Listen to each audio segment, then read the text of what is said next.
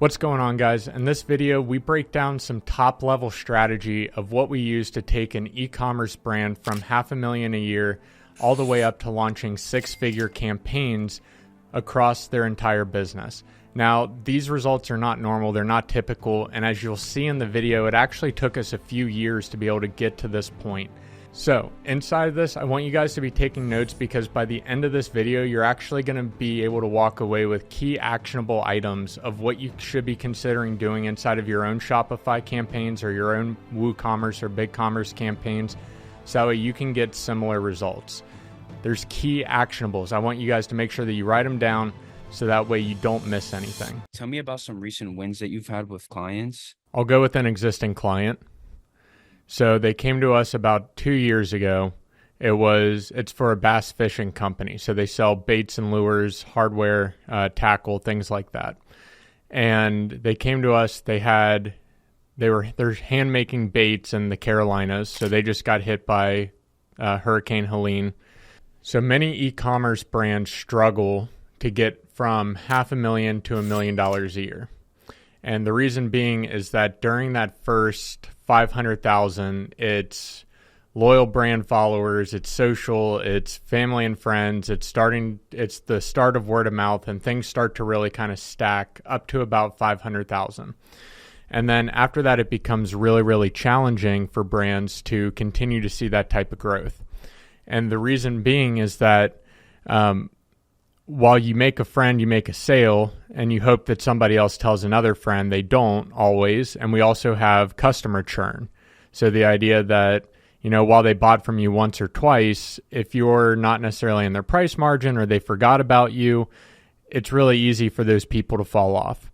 So when we first started working with them, they were using Shopify, and they still are, but they were using a lot of the native features inside of Shopify instead of some of the apps that make Shopify. And that's really one of Shopify's big advantages against, WooCommerce or BigCommerce or any of these other online retail stores, is that Shopify's app department is a lot like Apple's, to where they have a lot of control over how things are developed. There's a lot of testing that's required in order for an app to be Shopify certified. There's a lot of extra steps. So they were using like Shopify's email system, which is trash. I love Shopify, but their email system is garbage. There's very little analytics and data that you can pull from it. So when they came to us, we started out through our normal process, which is we go in, we do some consulting, we lay out a 3-year roadmap plan, and then it's up to the business as to whether or not they want us to run that plan or not. But during those days together when we're consulting, our promise is that we don't sell our agency during that time. So you walk away from that knowing, hey, I've got a full strategy ready to go, whether we choose to use these guys or not, or we want to hire the talent in-house, or we want to find somebody else to do it. That's totally up to them. But they hired us to do ads, SEO, email, SMS, graphics, the whole thing. So for them, a good launch of a new product was 10 to 15 grand, right? It's not really a big needle mover, but for a small business, 10 to 15 grand is a lot of money. And over the last 2 years, whenever we've started to launch new products, we've been able to get that up towards 6-figure launches of products. So one that we just ran for them, which is their fall fry, super popular product that was new as of last year. The first time we launched it, they sold out in the first 2 days, and they had over 5,000 units to move through. This year, we doubled the amount of inventory that we ordered, and they sold out of that within the first 2 days as well. So it ended up being over $100,000 launch, and the way that we ended up doing that and structuring it was using the other campaign data that we learned throughout the year. We knew we only had a 3-week window before this product is no longer catchy in the marketplace and kind of loses its momentum. And that translates a lot into using data on how you actually structure your campaigns. Because if you know you've only got a 3-week window, you kind of know where you got to put things and when to tail things off. And one of the biggest problems we see is that people will spend money after the campaign really should be over. So they lose a lot of their profit margin on keeping ad spend really high or continuing to market after the product is kind of wrapped up and done. So that's a lot of what we've done and optimized over the last few years, is really letting the insights from when we've scaled other campaigns dictate how we're going to scale future campaigns as well. So we started out, we got a bunch of creative. We knew we were going to be able to run about 10 to 12 different ads in this 3-week period, stacked those out, scheduled those. So we constantly had retargets with different creative. We had top of funnel with different creative, and we knew our conversion rates in order to get to those certain numbers. So on Meta, we were hitting $4 in acquisition and about 11x ROAS for them on average order value, which is about 50 to 60 bucks. But when you're doing that across hundreds of orders a day, that's where we really started to run into where most small businesses struggle, which is, okay, great, we've got all these purchases and new customers, but oh crap, now we actually have to fulfill on them. And this is where I talk a lot about inside of scaling on your own terms to, if I put 1,000 customers in your small business tomorrow, it's probably going to break. So when people are like, oh, I made, $1 million this month, that's great, but could you actually fulfill on it? If it's a digital product, sure, 'cause you don't have to do anything. But a lot of the companies that we help aren't digital-based products. They're all physical-based. So you actually have to fulfill on all of those and make sure that your customer service, your customer delivery, the customer experience from beginning to end is actually what you want it to be. So that campaign, we leveraged Meta ads, so Facebook and Instagram. And we also did a lot of email and SMS. When our first SMS went out, it pulled in $12,000 in sales in the first 2 days. And then after that, because we're running a VIP group, they also started to see the ads come out and say, holy crap, I've already ordered. It's coming in my mailbox tomorrow, and I'm really excited. So it built a lot of engagement on our ads. And then because we were stacking out new creative and how that process worked, we were able to get people that were already using our products to do testimonials. We were getting actual clients or customers of theirs sending us photos and videos of them using the product that then we could continue to push towards the later side of the ads as social proof of, hey, yeah, it's a new product, but it actually works.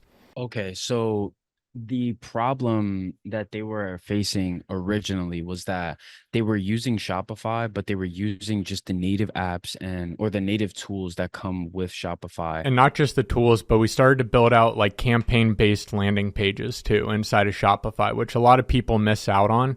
Most of the time they'll just send people to their shop and then let people shop around, which is great.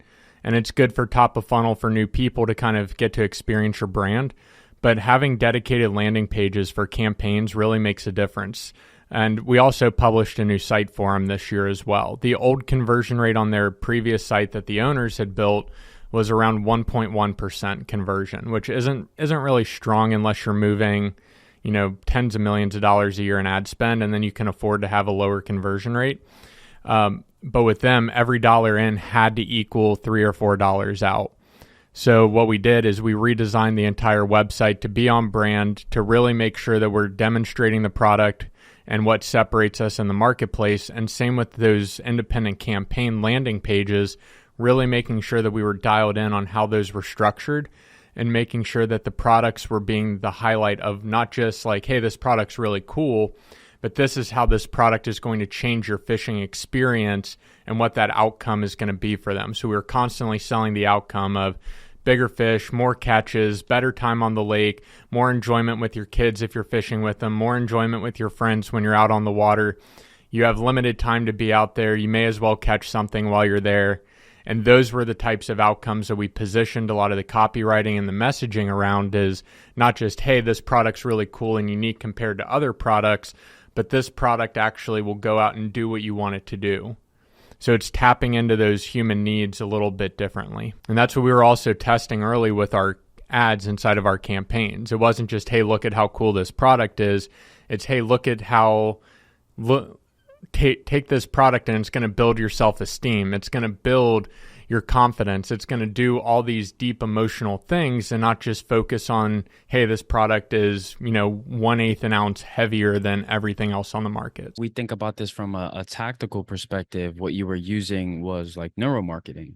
Yeah. And that's like your juice, like a Yeah. lot of marketers. What would you say a lot of marketers would have done in this situation versus what angle you decided to take when trying to build out these new campaigns? Yeah, a lot of marketers, or not even marketers, a lot of just your average everyday business owner would have said, look at this new and improved product, and they would have listed out all the features, right? And while features are great because they help really differentiate, it's not, people aren't buying a bait because something's 1/8 an ounce heavier. Unless you're a pro and you already know what all that means and what that does for your fishing game. But your weekend hobbyist isn't really going to care about that much of a detail. They want the end result. So by marketing towards the end result first, we're able to really get a lot of that traffic and attention. And I didn't tell you what the end conversion rate of that landing page was. It was over 6%. And now their website on a good day averages about 4, and on a bad day it averages about 3.1. Can you tell me a little bit about the exact like marketing or neuromarketing principles that you used when going about building out these new campaigns?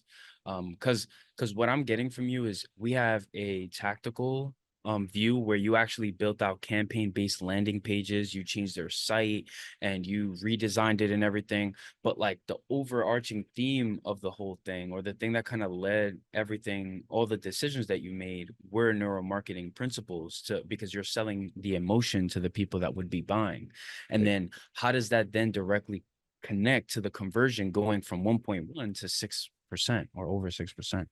Yeah, and you hit it spot on. It's getting into the emotions of your customers instead of focusing on the product or just the initial benefit, right? Because while losing weight would be great, right? That's not really what we all want. We want to feel better. We want to feel confident. We don't want to look in the mirror and say, "Wow, I feel fat. I look fat. I'm so ugly," right?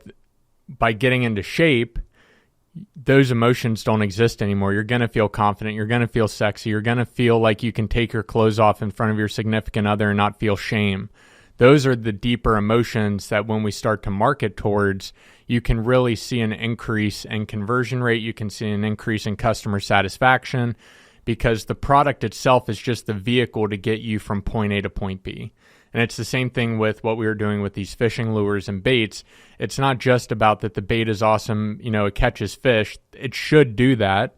The end result is you're going to have a great time on the lake with your buddies. You're going to feel like that your time out there was time well spent. You're going to feel relaxed and confident in your ability to fish, even if you're new into the hobby. Right, because like it's something so simple. Like you use a bait to catch a fish. So Yep. how do you create a story around a bait and a fish?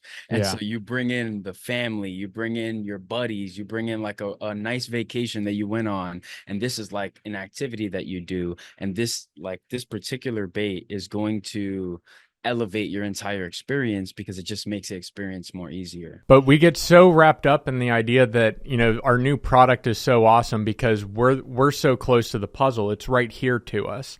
And that's why I recommend to a lot of people that they don't actually market and advertise their own businesses and that they get somebody else to do it. Because you're always so close to your own puzzle and to your own business that it's hard for you to see what's actually happening as the end result.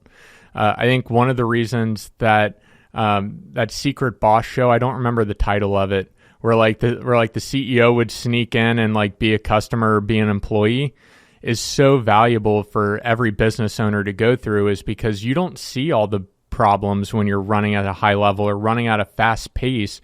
It's impossible for you to see those small things that would make the customer experience or the user experience that much better. Right. And that leads me to what I wanted to ask you next was about like if I'm a business owner and I feel like, okay, I get it. I need to sell with stories. I have this product and I need people to envision themselves seeing it. I need to sell them the vacation with this particular product. Do you think that business owners can do that themselves? Or would it be more beneficial for them to hire somebody to do it for them so that they can focus on the like other things in the company? I think there's very few that can do it well themselves. I think Steve Jobs is kind of the icon that everybody looks at with marketing and advertising their own product as the CEO. But Steve had a really powerful journey to be able to do that. When he went to India, he learned mindful meditation and he also learned mindfulness. And there's a clear differentiation between the two of mindfulness versus meditation. Mindfulness is putting your mind on one singular topic and just sitting with that topic in deep thought for a very long time, and that's all you're thinking about. Meditation is the emptying of all thought. So when you actually can do both simultaneously, it's a really powerful and creative dance to kind of go back and forth through a period of time, but that's ultimately how we get to clear thinking. It's not just mindfulness and it's not just meditation. You have to have both. And then when you're able to whittle that down, that's how you get to clear strategic thinking. So how do you think a business owner that they're launching a product, how can they, maybe without having to hire somebody, how could they actually get into the mindset of someone who is being both mindful, like having mindfulness and being in meditation? How can they like do that themselves? It's a imperfect practice, and it just takes a lot of time. And I learned a lot of that through float tanks of how to do both, because that's what float tanks are supposed to do, is you eliminate all sensation inside that's coming into your body. So all you're left with are your thoughts. So you have to learn how to do both, of focus on a singular topic, which is typically just breathing, while also emptying out the mind at the same time. But if you don't have a float tank, it just takes practice of being able to focus on one thing at a time. And I know that's really hard because we're pushed in all these different directions. Slack is going off, Telegram's going off, your messages are going, like everything's dinging for your attention. But if you can take those few moments and really just focus on what is that one core thing, which is your user experience. And it always comes back to, what do you want your customers to actually experience out of your brand and out of your products? You start to get a much clearer picture around how you can do that. The rest of it after that is just tactics, right? Like there's only a dozen tactics, or 50 tactics total across all of neuromarketing, all of marketing combined. After that, it's almost like notes or painting on a canvas with paint. You only have 50 colors to paint with, but it doesn't mean that you can't make a Mona Lisa. Doesn't mean that you also can't do what looks like a 3-year-old's finger painting.